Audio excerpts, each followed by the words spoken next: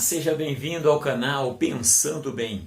Eu sou o presbítero Daniel Vitor e este é o Momento IBAD. Nós estamos no capítulo 3 da primeira unidade do Livros Poéticos. Estamos falando sobre o livro de Jó.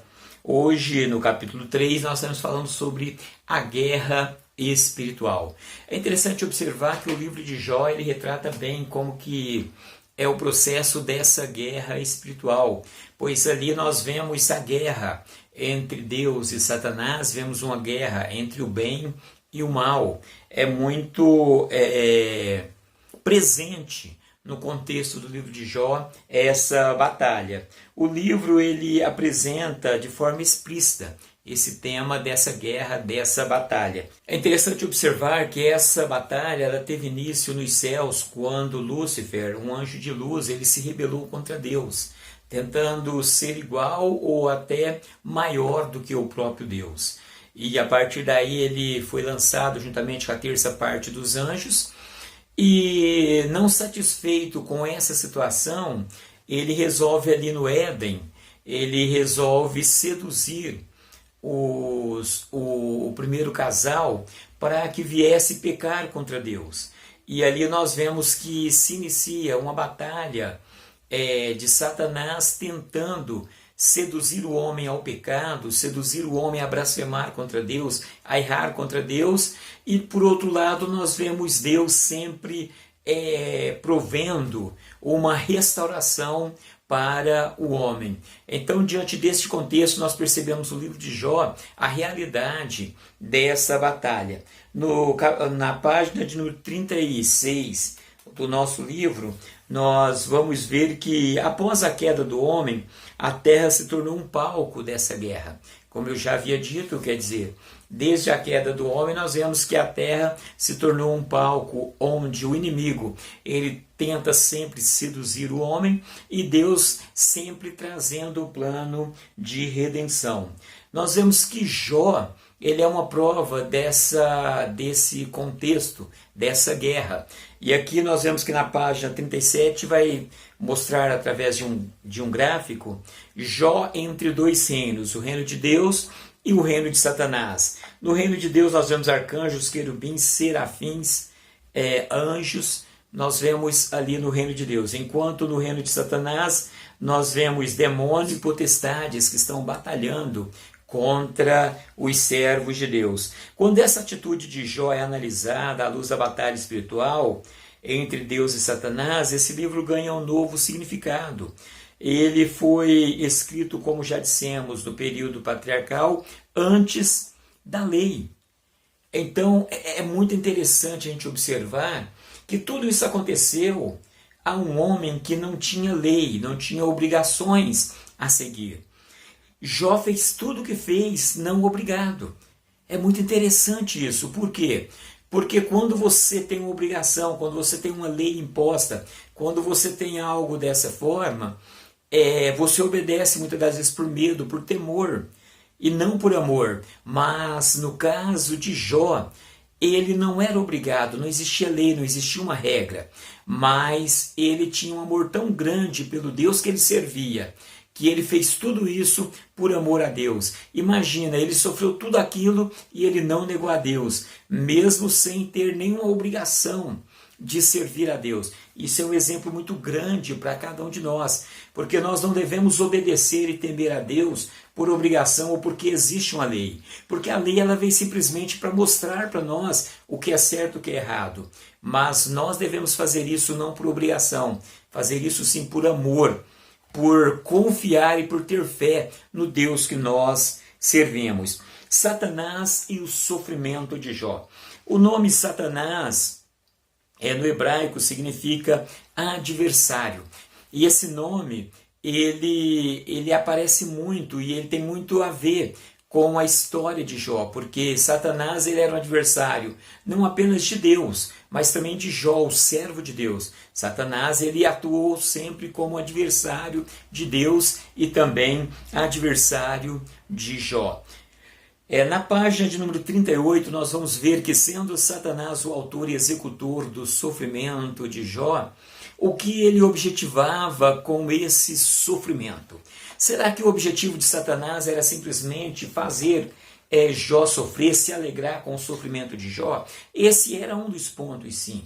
No entanto, o que Satanás mais queria era fazer com que Jó blasfemasse contra Deus, fazer com que Jó se voltasse contra Deus. Essa sempre foi a batalha de Satanás. Esse sempre foi o objetivo de Satanás, fazer com que o homem se volte contra Deus. Por isso nós devemos tomar muito cuidado, por isso nós devemos vigiar e orar, porque o diabo, o nosso adversário, ele está ao derredor, e o objetivo maior dele é fazer com que nós blasfememos contra o nosso Deus. Então esse era o objetivo principal de Satanás.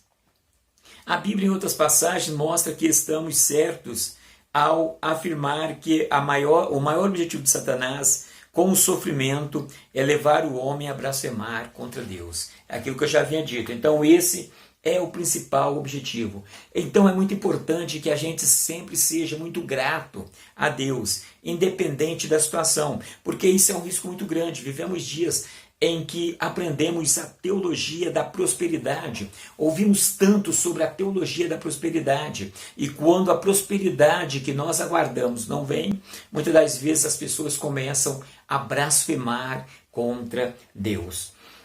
As estratégias de Satanás. Nós estamos na página número 39 e nós vemos que para que Satanás consiga fazer com que o homem blasfeme contra Deus, ele utiliza estratégias cruéis e inimagináveis aos seres humanos. Então nós vemos que Satanás ele usa de tudo, e no caso de Jó, nós vemos que ele usou métodos muito cruéis para que Jó viesse a blasfemar contra Deus. Os principais métodos que ele usa são o seguinte: primeiro, ele usa a impossibilidade da surpresa. Ele ataca de surpresa, quando você não imagina. Esse é um dos métodos. Ele vai de uma forma que você não esperava. Outro também através do sofrimento cumulativo. Você mal superou um sofrimento, ele já traz outro, para que vá minando as suas resistências e você venha blasfemar contra Deus. Também o ataque ao bem mais precioso. Ele vai atacar aquilo que tem mais valor para você, é aquilo que você mais valoriza, é que o inimigo ele vem atacar. E por fim, ele ataca através de notícias devastadoras. Essas notícias, irmãos, é uma forma muitas das vezes de minar as energias. Imagine quantas notícias ruins foram chegando na vida de Jó. Imagine só você receber todas aquelas notícias ruins. Então Satanás faz dessa forma. Nós vivemos nos dias em que essa questão de notícia ruim é um exemplo muito óbvio de tudo isso. Quando nós vemos aí nas redes sociais e também através das mídias sociais, nós vemos quantas notícias que vêm para minar nossa resistência, para minar a força dos servos de Deus. Então essas são as estratégias. Ele ataca de surpresa, ele ataca o seu bem maior, ele vem de uma forma que você não esperava. Eu me lembro ainda quando criança que tinha um hino que a gente cantava que dizia que o inimigo ele usa sapatinho de algodão. Ele chega de uma forma bem surpreendente para nos atacar. E ele vai atacar exatamente aquilo que nós valorizamos mais. É dessa forma que ele trabalha. Deus e o sofrimento em Jó. Um dos pontos mais polêmicos no livro de Jó é a maneira como Deus agiu. Em primeiro lugar, ele permitiu que o seu maior inimigo atingisse o seu servo fiel. Depois ele se calou diante do sofrimento. Ó, que forma que Deus agiu. Primeiramente, ele permitiu que Jó fosse atacado. E depois Deus ficou em silêncio. Imagine só a situação, é bastante complicado. E muitas das vezes nós não compreendemos o agir de Deus. Ele permite o sofrimento, ele fica em silêncio. É bastante tenso e bastante complicado. No entanto, o silêncio do Altíssimo, ele é uma arma que ninguém conhece, porque o próprio Deus disse que os seus pensamentos não são os nossos pensamentos. E a forma dele agir é diferente daquela que a gente imagina. Então Deus ele trabalha assim. E nós vemos aí na página 40 dizendo que o livro de Jó trata principalmente do louvor a Deus em meio ao sofrimento. É a perfeição do plano de Deus. Como já falamos, a batalha contra o reino das trevas, Deus utiliza planos incompreensíveis. Sua permissão para que Satanás tocasse em Jó num primeiro momento pareceu bem para o diabo. Porque nós vemos que quando o inimigo ele recebe essa permissão, parecia que era algo bom para ele, porque não, agora eu vou atacar o servo de Deus, ele vai blasfemar e eu vou sair bem. Mas, no entanto, Deus ele sabia que Jó era um servo fiel e temente a ele. Então, essa permissão foi para mostrar para o inimigo que ele estava totalmente errado e que o homem não servia a Deus por temor ou pelo que ele tinha, mas que Jó servia a Deus por amor, servia a Deus por quem Deus era e não por tudo que Deus tinha dado para ele. E nessa batalha, essa permissão que Deus deu para que o inimigo atacasse Jó foi uma forma de o nome de Deus ser glorificado.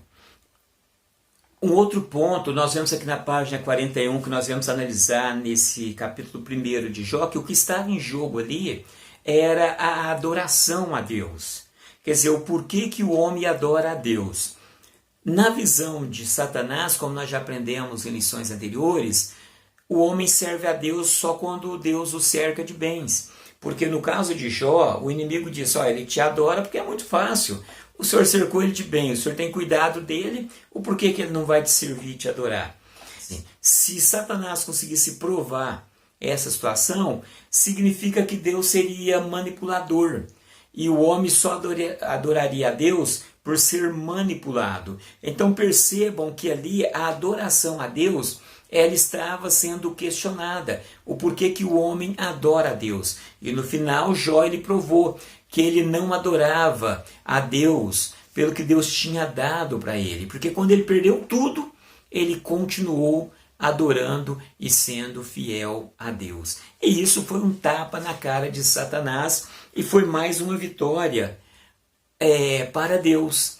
Deus ele pôde provar que o homem tem sim capacidade de adorar a Deus pelo que ele é e não simplesmente pelo que ele recebe de Deus. Isso para nós é uma lição muito profunda, é uma lição muito fantástica e que nós não venhamos a blasfemar contra Deus, a criticar Deus diante das nossas dificuldades, porque mesmo nos momentos difíceis, Deus ele está conosco.